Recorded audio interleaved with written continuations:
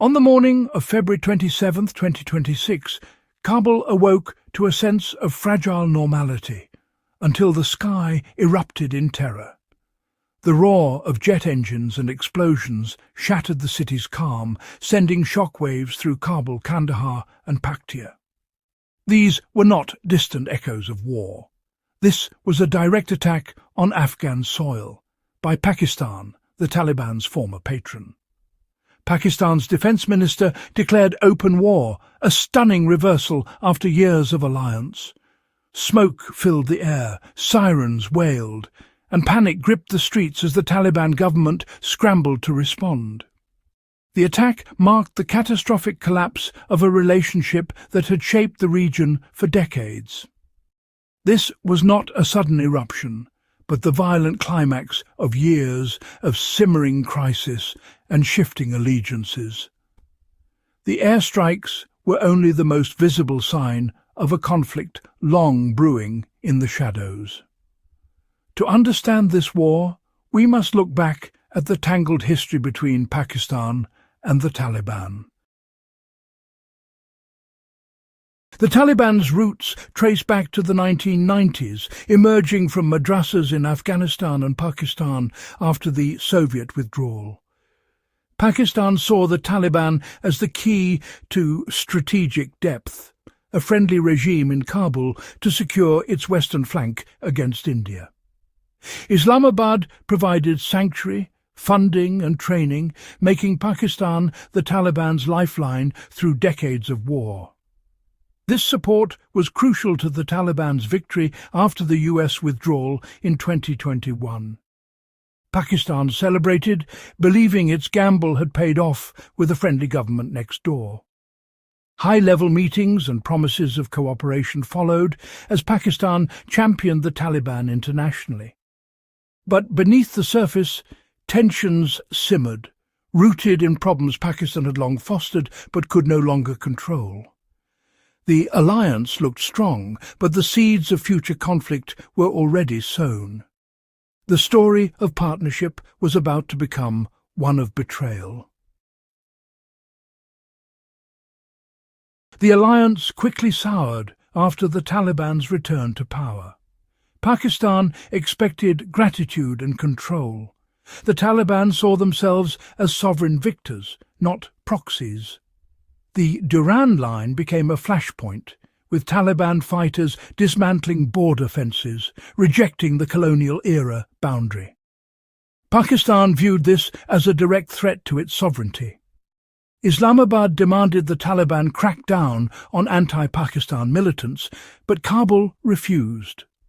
Diplomatic ties frayed, border skirmishes increased and trust evaporated.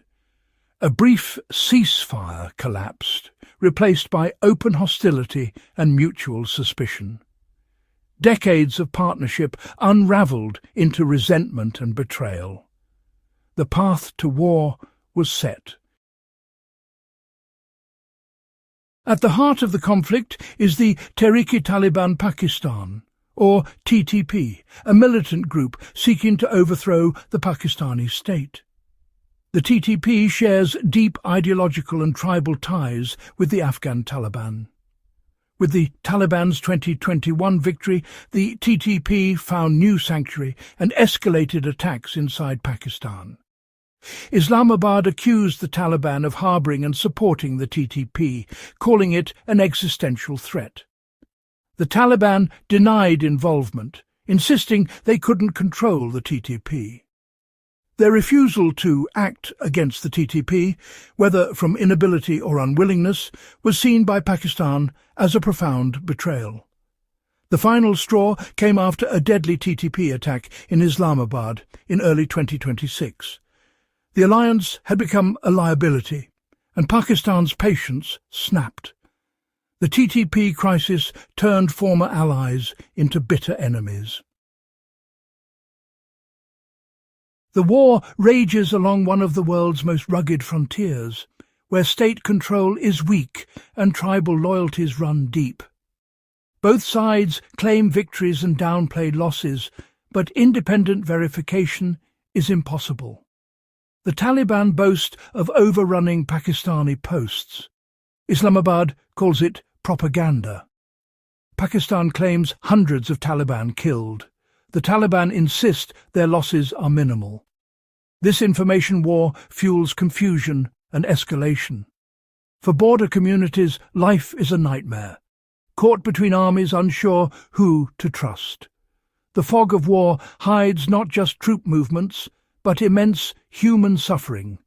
Each side shapes the narrative to project strength, regardless of the truth. In this chaos, the real cost is borne by civilians trapped in the crossfire. Pakistan fields a powerful modern army, tanks, jets and nuclear capability. The Taliban, by contrast, are a guerrilla force, armed with captured American equipment, but lacking the expertise to use it fully. Their real strength lies in asymmetric warfare and adaptability. Commercial drones, modified into weapons, have given the Taliban a surprising long-range strike capability. These drones have hit Pakistani camps and even mosques, spreading fear and levelling the battlefield. Pakistan can inflict massive damage from the air. But occupying Afghanistan is a different story. The Taliban excel at melting into the mountains and striking back with guerrilla tactics. It's a contest between overwhelming force and relentless insurgency. History warns against underestimating Afghanistan's resistance. This war will not be won by brute strength alone. This war sends shockwaves across South and Central Asia, threatening to unravel the region's fragile stability. International powers, China, Russia, the EU and the UN, urge de-escalation, fearing wider catastrophe.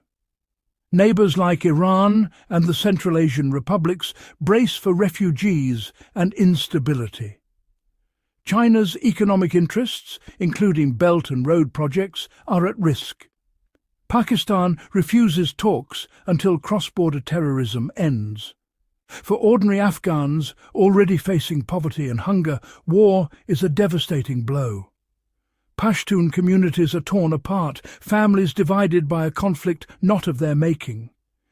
Each attack risks spiralling escalation, drawing in regional powers and turning Afghanistan into a proxy battleground once again. The hope for peace fades as the region teeters on the brink. Beyond the TTP crisis, the world fears Afghanistan is again a haven for global terrorists. The Taliban promised in the Doha Agreement to prevent groups like Al-Qaeda and ISIS from using Afghan soil. The current war casts doubt on their ability or willingness to keep that promise. Al-Qaeda's historic ties to the Taliban remain a concern, with little independent oversight in remote regions. ISIS-K, a bitter Taliban rival, continues attacks and may exploit the chaos to regroup. The Taliban now fight both a conventional war with Pakistan and an insurgency from ISIS-K. The true strength of these groups is unknown, hidden in Afghanistan's mountains. The world watches, wary of threats that could once again reach far beyond the region. As February 2026 ends, the future of Afghanistan and Pakistan is more uncertain than ever. Open war has shattered the regional order, with no quick victory in sight. Pakistan will likely rely on airstrikes. The Taliban and TTP will answer with raids and terror attacks. A full-scale Pakistani invasion is unlikely. History's lessons are too grim. Instead, a cycle of strikes and reprisals threatens to drag on, deepening the humanitarian crisis. The conflict empowers extremists and makes compromise ever more remote. Ordinary people pay the highest price, yearning for peace that seems ever more distant. Decades of partnership have turned to bitter enmity, unleashing instability across the region. As the smoke clears, one thing is certain. The journey through this unexpected war has only just begun. As we continue to follow the twists and turns of this unfolding story, don't miss a moment of the action. If you found this deep dive into the Afghanistan-Pakistan conflict enlightening, be sure to subscribe to our channel for more in-depth analysis and untold stories from around the world. Hit the bell icon to get notified whenever we release a new episode. Your support helps us keep bringing you the stories that matter. Join our community, share your thoughts in the comments below, and let's keep the conversation going. Thank you for watching. And remember, staying informed is the first step towards understanding our world.